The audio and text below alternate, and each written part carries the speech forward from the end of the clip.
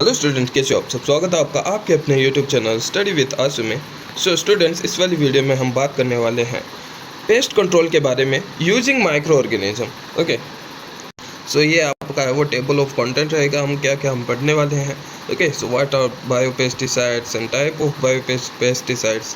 Okay, because pest control करना ही मतलब पेस्ट को कंट्रोल करना, उनको किल करके। तो पेस्ट को मारना ही क्या होता है, पेस्टिसाइड्स होता है। पेस्ट को मारने वाले जो भी फैक्टर होते हैं उनको पेस्टिसाइड्स बोलते हैं। अगर हम माइक्रो ऑर्गेनिज्म को यूज़ में लेते हैं तो उससे बोलेंगे हम बायोपेस्टिसाइड्स।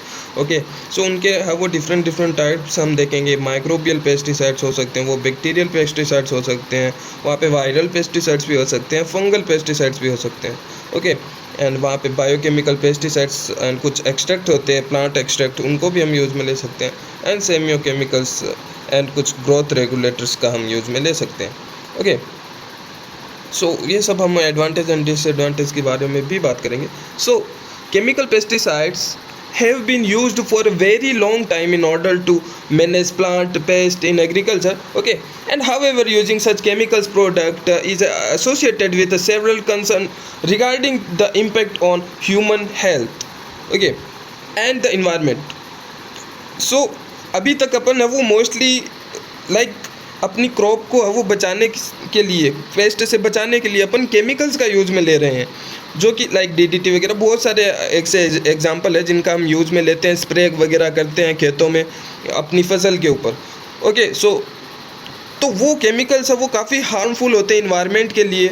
ओके, सो वो फूड चेन के थ्रू अपने अंदर भी आ सकते हैं, ह्यूमन की बॉडी में भी आते हैं, तो वो ह्यूमन हेल्थ के लिए भी काफ़ी हानिकारक होते हैं काफ़ी, तो वहाँ पे हार्मफुल होते हैं।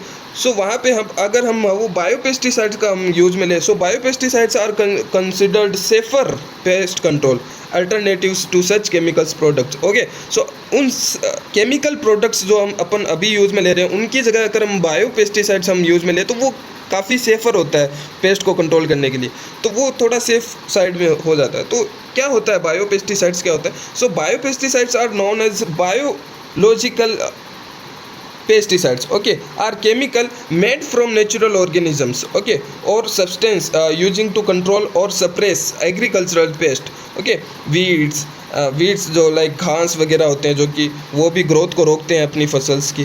ओके, सो और जो पेस्ट होते हैं कीड़े मकोड़े जो भी होते हैं, ओके, इंसेक्ट्स वगैरह जो कि हार्मफुल होते हैं अपनी फसल के लिए, सो उनकी ग्रोथ को रोकना ही पेस्टिसाइड्स होते हैं। और वो पेस्टिसाइड्स अगर बायोलॉजिकल है, अगर कोई ऑर्गेनिज्म है लाइक बैक्टीरिया है, वो अगर मान लो ऐसे इंसेक्ट्स की ग्रोथ रोक रहा है जो कि हमारे क्रॉप को है वो नुकसान पहुंचा रहा है, तो वही बायोपेस्टिसाइड्स होता है। Okay, weeds and disease causing agents को रोकने वाले by specific biological effect. Okay, वो भी हम देखेंगे किस प्रकार से ये रोकते हैं उनकी एक्टिविटी को। So there are several definition as to what should be regarded as a biopesticide, बहुत सारी definition है।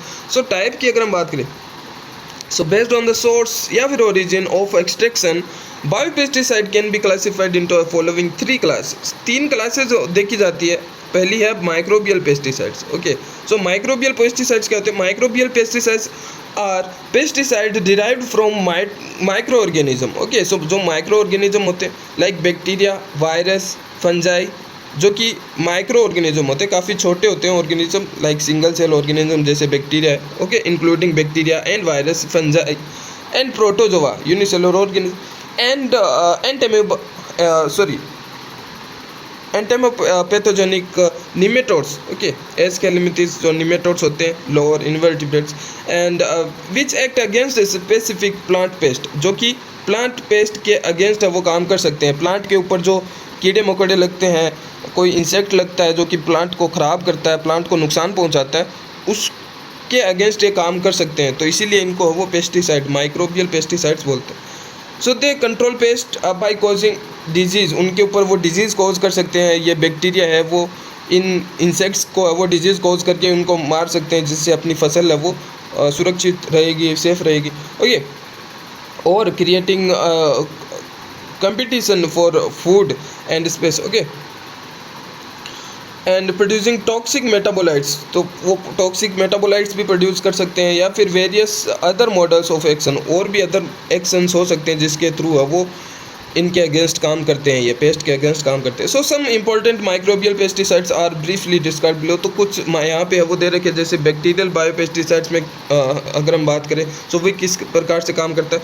So the most common type of microbial pesticide are bacterial biopesticides, okay, and mostly using to control insects, जो कि insect को control करने के लिए काम में आते हैं। कुछ बैक्टीरियाज होते हैं जो कि इंसेक्ट की ग्रोथ को रोक सकते हैं।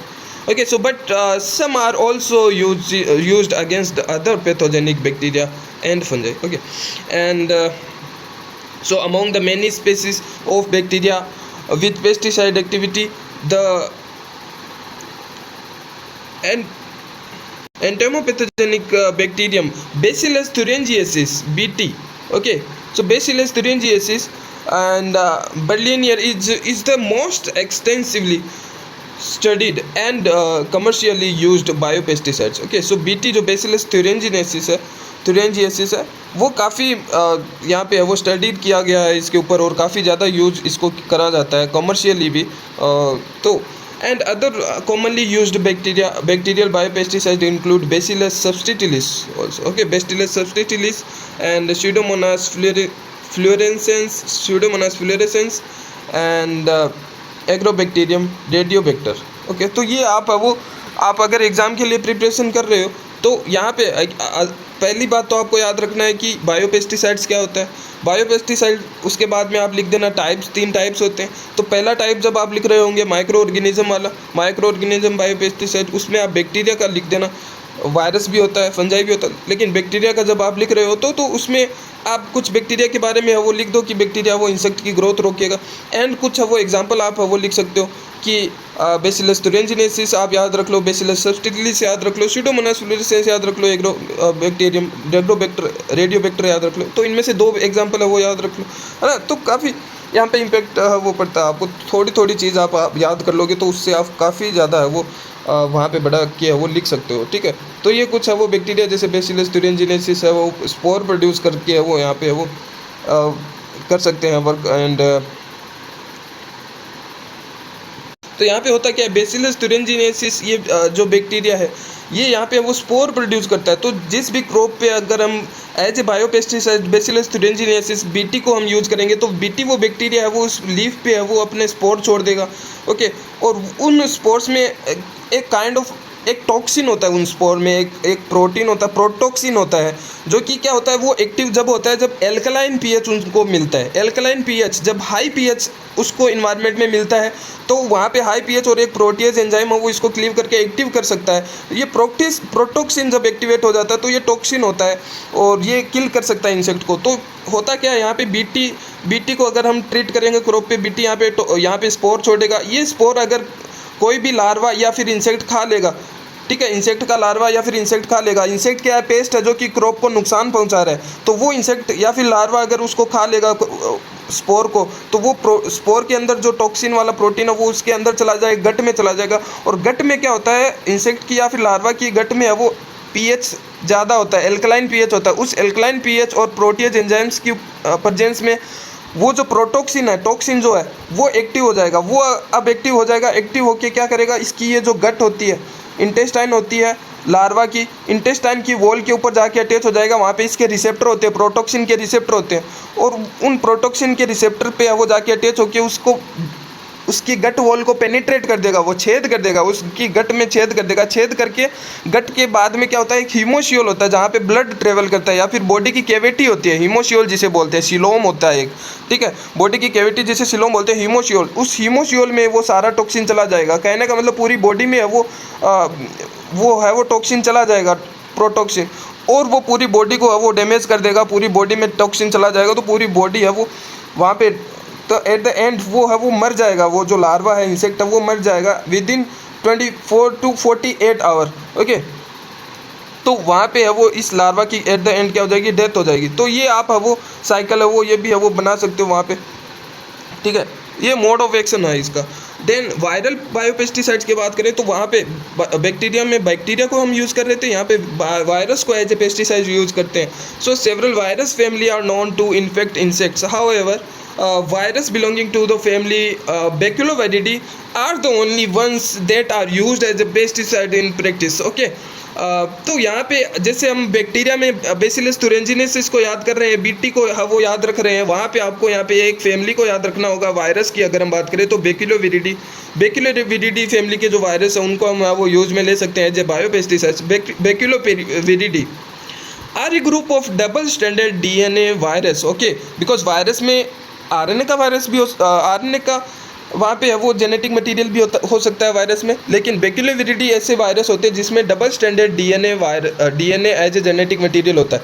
सो दैट इन्फेक्ट इंसेक्ट। ओके, जो कि इंसेक्ट के अंदर है वो इन्फेक्ट करेंगे ये वायरस। अगेन वायरस है वो ये इंसेक्ट के ऊपर आके है वो अटैच होंगे और अटैच होके इनके अंदर जो डबल स्टैंडर्ड डीएनए है वो इनके अंदर इन्फेक्ट कर देंगे। ओके, इंसेक्ट के अंदर and the infect insects through injection. Okay, वो इंजेक्शन के थ्रू भी है वो जा सकते हैं, मतलब माउथ से है वो अगर कुछ खा रहा है वो, मतलब क्रॉप अगर खा रहा है वो इंसेक्ट अपनी क्रॉप को अगर खा रहा है और क्रॉप के ऊपर वो सारे बैक्टीरिया पड़े हुए हैं क्योंकि अपन ने वो ट्रीट किया है क्रॉप को वायरस से, तो वो सारे वायरस अब इंसेक्ट के अंदर चले जाएंगे, गट में चले जाएंगे। ओके, सो इंजेक्शन से वो यहाँ पे ये इन्फेक्ट करता है injection. Okay, so once ingested they enter the insect body and release the Baculoviridae particles. Okay, and which leads to infection of the gut cells. जो गट सेल्स है वो इन्फेक्टेड हो जाएगी वायरस से, वायरल जो यहाँ पे कोट है वो एक्सट्रैक्ट हो जाएगा, अलग हो जाएगा वायरस से, उसका डीएनए है वो अलग हो जाएगा और डीएनए अगेन है वो सेल को इन्फेक्ट करेगा, गट सेल को। And with in a few day of injection the insect will stop feeding. Okay, तो वो कुछ दिनों में ही है वो इंसेक्ट है वो खाना ही बंद कर देगा अपनी क्रॉप को और and eventually die releasing the virus particles into the environment. वापस से वो वायरस को वो बाहर निकाल देगा और मर जाएगा एट द एंड। अब अगर हम बात करें फंजाई बायोपेस्टिसाइड्स की, सो फंजाई अगर हम यूज़ कर रहे हैं एज बायोपेस्टिसाइड तो वो फंगल बायोपेस्टिसाइड है वो बोले। So fungal biopesticide are commonly use to control insects and some fungi also work against other fungi also. Okay, bacteria and other plant pathogens and fungal biopesticide do not have to be ingested to cause infection and unlike bacterial and viral pesticide। अभी तक हमने देखा bacteria का जो हमने देखा था कि बीटी है वो कुछ स्पोर्स है वो प्रोड्यूस करते हैं, उनको भी है वो इंजेक्शन किया जाता है, मतलब माउथ के द्वारा वो खाया जाता है थ्रू इंसेक्ट्स और other paste. Okay, and virus का भी हमने यही देखा था, वायरस भी है वो इंजेस्टेड किया जाता है through the mouth of insect और अदर पेस्ट। बट यहाँ पे फंजाई जो है फंगल बायोपेस्टिसाइड है वो इंजेक्शन उसका नहीं होता। So they can penetrate through the insect cuticle and infect pest by either creation competition for space and nutrition of for producing toxin secondary metabolites. Okay, तो ये जो फंजाई है वो यहाँ पे इंसेक्ट या फिर उनकी क्यूटिकल की जो वॉल होती है आउटर बॉडी वॉल जो होती है उनको पेनिट्रेट कर सकती है और वहाँ पे वो टॉक्सिन वगैरह सेकेंडरी मेटाबोलाइट्स को प्रोड्यूस करके वहाँ पे उनको किल कर सकती है और जिससे वो पेस्ट नहीं रहेगा तो अपनी क्रॉप वो भी है वो सेफ रहेगी। So some of the commonly use fungal biopesticide including Beauveria bassiana and Metarhizium anisopliae, तो ये सब है वो आप वो दे सकते हो। ट्राइकोडर्मा विरिडी एंड पेशिलोमाइसिस है, तो ये सब है वो आप इनमें से एक एग्जांपल है वो याद रख सकते हो। सो बायोकेमिकल पेस्टिसाइड्स, सेकेंड है बायोकेमिकल पेस्टिसाइड्स। ओके, फर्स्ट था microorganism as biopesticide, so यहाँ पे सेकेंड है biochemical pesticides. Biochemical pesticide are biopesticide derived from natural substance that control pest by non-toxic method and they can be further classified into plant extract and semiochemicals and growth regulators। तो ये इसी के type है biochemical pesticides की, plant extract. Okay, सो plant extract again कुछ plant extract होते हैं like लौंग का है वो, अगर प्लांट क्लोव लीफ जो होता है तो वहाँ पे अगर उस प्लांट का अगर हम बात करें, उसके लॉन्ग की अगर एक्सट्रैक्ट की बात करें, अब अगर हम अपन एक्सट्रैक्ट उसको कर लें, अगर थोड़ा क्रश करके उसका जो एक्सट्रैक्ट ऑयली वगैरह जो सिक्रेशन होता है उसका एक्सट्रैक्ट अगर पानी में मिक्स करके अगर अपन स्प्रे वगैरह भी करते हैं तो एज ए वो मॉस्किटो रेपेलेंट की तरह काम करता है, मॉस्किटो को रेपेलेंट कर सकता है, दूर भगा सकता है। तो वैसे ही है वो कुछ प्लांट के वो एक्सट्रैक्ट हम एक्सट्रैक्ट कर सकते हैं क्रश करके उनके अंदर के जो केमिकल्स को, तो वो जो है वो पेस्ट को है वो हो सकता है पेस्ट रेपेलेंट हो या फिर पेस्ट को वो भगा सकता है क्रॉप से। तो वो यहाँ पे एज ए पेस्टिसाइड हम उसको यूज में ले सकते हैं कुछ प्लांट के एक्सट्रैक्ट को, तो वही होगा plant extract as a biochemical pesticides. So botanical biopesticides are also an important group of biopesticides that are derived from plant based extract and essential oils. यहाँ पे ऑयल्स आ गया ना। So they include several type of secondary metabolites like steroids. Okay, so कुछ plants है वो secondary metabolites produce करते हैं, जैसे कि एल्कलॉइड्स हो गया, फिनोलिक्स हो गया, स्टीरॉइड्स हो गया, ये सब है वो सेकेंडरी मेटाबोलाइट्स है जो कि इंसेक्ट वगैरह को रिपेलेंट करने में काम आता है, इंसेक्ट को वो क्रॉप से दूर रखने में काम आता है, इंसेक्ट को मारने में वो काम आता है। तो यहाँ पे ये प्लांट खुद प्रोड्यूस करते हैं, प्लांट है वो ऐसे सेकेंडरी मेटाबोलाइट्स खुद प्रोड्यूस करते हैं इंसेक्ट्स वगैरह से बचने के लिए। तो उन मेटाबोलाइट्स को अपन एक्सट्रैक्ट करके हम यूज में ले सकते हैं as a chemical, okay, biochemical.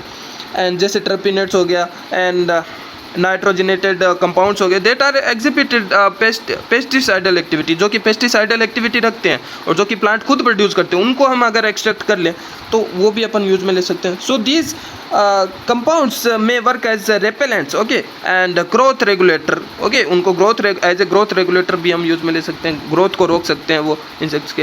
And एंटीफीडेंट है ना, क्योंकि वो स्प्रे जब ये सेकेंडरी मेटाबोलाइट जिस क्रॉप पे होते हैं तो उन क्रॉप को वो इंसेक्ट वगैरह खाना नहीं चाहते हैं, वो एंटीफीडेंट हो जाते हैं, ठीक है। And they can also function by inhibiting respiration and causing metabolic dysfunction of pest. Okay, so some commonly used plant based biopesticide including neem, okay, so from Azadirachta indica, and so उससे ये नीम extract होता है। Nicotine from nicotine species, pyrethrum from dalmatica pyrethrum and ryania. तो ये सब है वो यहाँ पे आप वो इनमें से एक दो याद रख सकते हो। तो क्लोरलीफ वाला भी वो यहाँ पे वो याद रख सकते हो। तो and what is semiochemicals? So these chemicals are released by plant or animal that cause behavioral or physiological changes in the receptor organisms of the same or different species, okay. And so they can control plant pest through a wide range of activity like mass trapping and lure and kill and mating disruption and push pull system and activation plant defense, okay. So semiochemicals can be classified into two type and pheromones and allelochemicals, okay. So ये दो type होते हैं semiochemicals के, pheromones and allelochemicals. So pheromones are called intraspecific semiochemicals are chemicals that change the behavior of organism within the same species, okay. Intra means same species, okay. And allelochemicals change the behavior of individual of different species and are also known as interspecific semiochemicals, okay. सब pheromones वो mostly वो यहाँ पे intraspecific होते हैं, एलेलोकेमिकल्स वो अलग species में भी काम कर सकते हैं, ठीक है। तो हो सकता है कुछ ऐसे इंसेक्ट्स हो उनमें से कुछ वो हार्मोन्स वो प्रोड्यूस करते हैं जो कि रिप्रोडक्शन को इनहिबिट करते हैं, तो हम अगर उनको वो एक्सट्रैक्ट करके उन्हीं पेस्ट पे वो काम में ले लें उस हार्मोन्स को, तो वो एज ए सेमियोकेमिकल्स वो काम में आ सकता है। या फिर कुछ लाइक वो अलग है वो टाइप का एनिमल्स है वो किसी इंसेक्ट को दूर भगाने के लिए, रिपेलेंट्स के लिए या फिर उन इंसेक्ट को वो मारने के लिए कुछ केमिकल रिलीज़ कर रहा होता है, तो वो इंटर स्पेसिफिक हो जाता है, एलिलोकेमिकल्स हम उसको बोलेंगे, तो वो हम वो एक्सट्रैक्ट करके वो यूज में ले सकते हैं।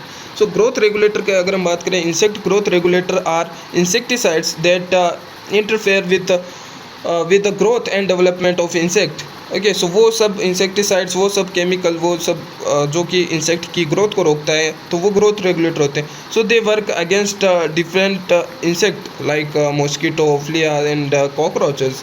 So they including juvenile hormones analogs, okay. So juvenile hormone analogs, so ecdysteroid and analog and chitin synthesis inhibitors. तो ये सब वो केमिकल्स जो कि ग्रोथ को रोक सकते हैं। तो काइटिन सिंथेसिस इनहिबिटर वो काइटिन को सिंथेसिस नहीं होने देगा इंसेक्ट में, जो कि एसेंशियल होता है उनकी ग्रोथ के लिए। एंड जुवेनाइल हार्मोन अगेन है वो यहाँ पे काफ़ी इंपॉर्टेंट होता है लार्वा की ग्रोथ के लिए। एंड इग्डाइसिस्टेरोन अगेन है वो इग्डाइसिस के लिए, वो मोल्टिंग के लिए वो ज़रूरी होता है अलग अलग स्टेज में वो लार्वा की है वो जाने के लिए। तो ये सब वो अगर हम दे देंगे तो ये सब वो इन सब को रोकता है, इन सब प्रोसेस को रोकता है। ठीक है, जुवेनाइल हार्मोन है वो अगेन एडल्ट को वो प्रमोट नहीं होने देगा, एडल्ट नहीं बनने देगा इंसेक्ट के। तो वहाँ पे इंसेक्ट एडल्ट ही नहीं बनेगा तो वो क्रॉप को ही कैसे खाएगा ना। सो यही यहाँ पे अगर हम बात करें juvenile hormone analog mimic the juvenile hormones in insect that inhibit the gene promoting maturation into the adult stage. Okay, so यहाँ पे वो जुवेनाइल हार्मोन की मिमिकिंग यहाँ पे ये करता है। तो जुवेनाइल हार्मोन एनालॉग तो वो यहाँ पे वो एडल्ट में ही कन्वर्ट नहीं होने देगा। ठीक है, इंसेक्ट में दैट इनहिबिट द जीन, कुछ जीन को इनहिबिट करता है। ओके, जो कि वो मैच्योरेशन नहीं होने देगा एडल्ट में, लार्वा से वो एडल्ट नहीं बनने देगा जुवेनाइल हार्मोन एनालॉग जो होता है। Okay, and CSIS inhibits like CSIS हम यहाँ पे किसको बोल रहे हैं, काइटिन सिंथेसिस इनहिबिटर को।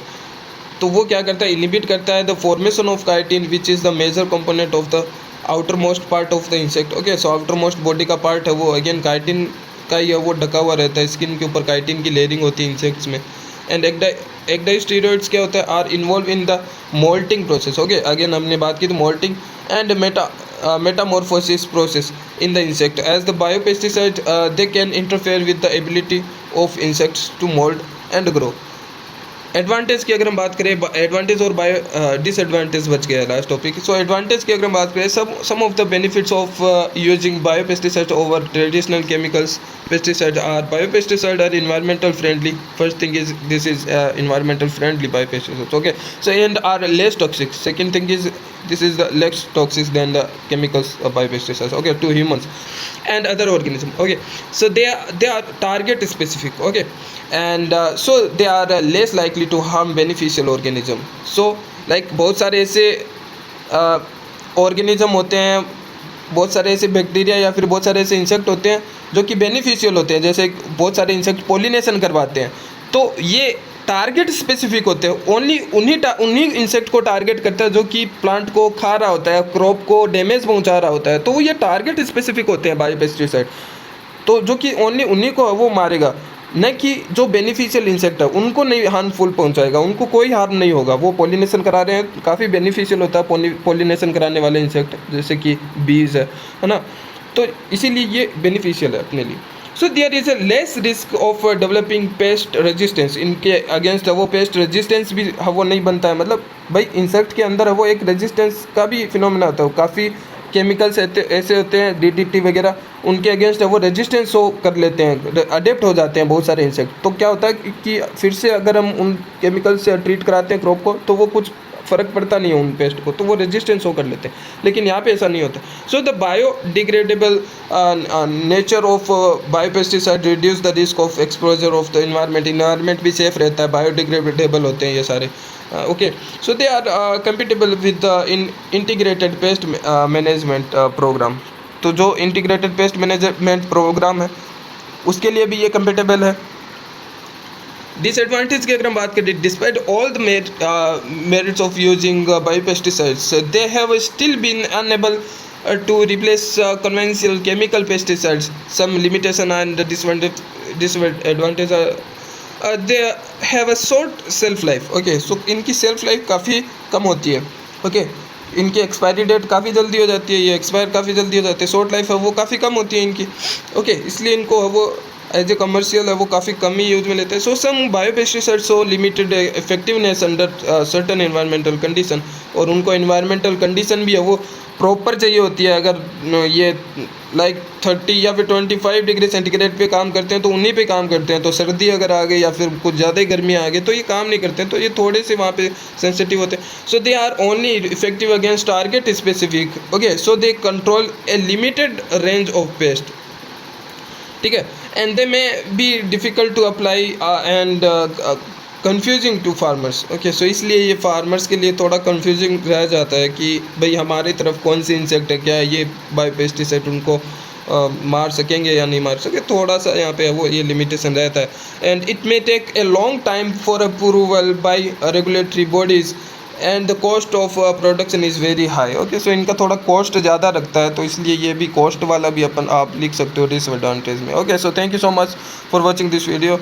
Okay, and if you like this video, you can like this, hit the like button, and if you like this video, you can also subscribe this channel if you want. Okay, bye bye.